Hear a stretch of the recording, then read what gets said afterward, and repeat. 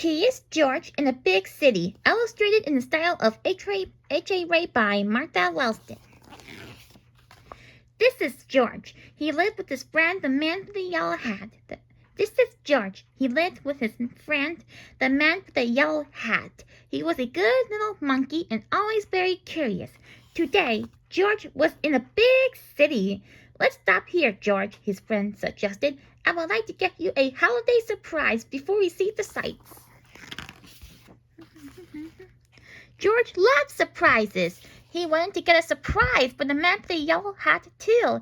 Here was a whole pile of surprises, all ready to go. Would one of these be right for his friend? George was very curious. Good night. He opened the box and peeked inside. The box was empty. That was not a good surprise. George opened another box and another. They were all empty. Suddenly the store clerk came running. "Stop, please," he cried. "You are ruining my display."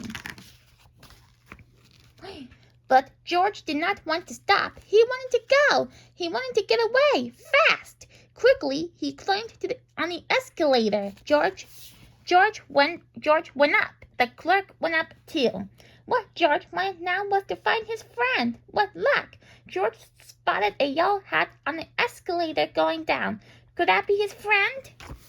George wanted to find out. Soon he was going down too. George followed the yellow hat out of the store and around the corner. He chased it down some stairs. Where could his friend be going? Was this George's surprise? No, this was the subway. George got on the train just in time. He thought maybe his friend was playing a game with him. But where was the man now? George looked around. The train was very crowded. Could that be him on the other end of the subway car? It might be hard to get there.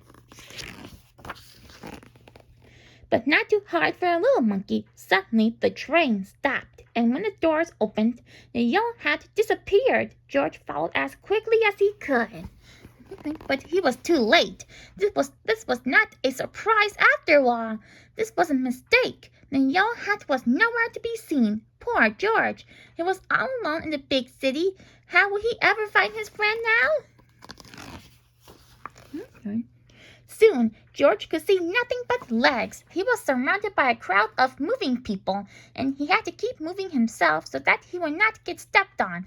Then George heard a woman's voice coming from the head of the crowd. "Going up," she said. Up, that was just what George needed. He needed to be high up, like in a tree or on an escalator. Then he could get a good look around. George joined the crowd as they got into the elevator and went up.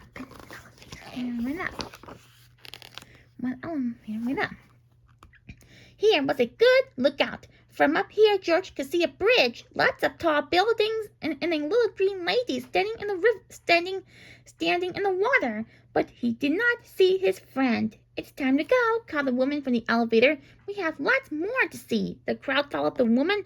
They wanted to see more. George wanted to see more too. Soon, George was on a big bus driving through the city. There was lots more to see.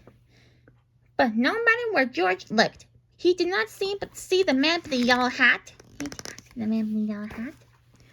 Back on the bus, George looked and looked. Finally, he saw something familiar. George was excited. He rushed inside. He was sure to find his friend here. Instead, he ran right into the clerk. "You're just the one I've been looking for to help me fix this mess," he said.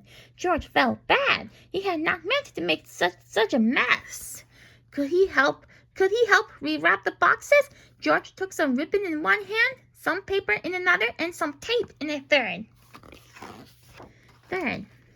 Then, like only a monkey can, George wrapped those boxes. Soon, a crowd gathered to watch. Everyone wanted George to wrap their boxes too. Just as George tied his 25th quadruple bow, he spotted his friend. At last, George was happy, but when he saw that the man with man was carrying a present. George became sad. He had forgotten all about finding a surprise for his friend. Then he had an idea. "George!" exclaimed the man with the yellow hat. "What a good surprise!" His friend was very glad to see him.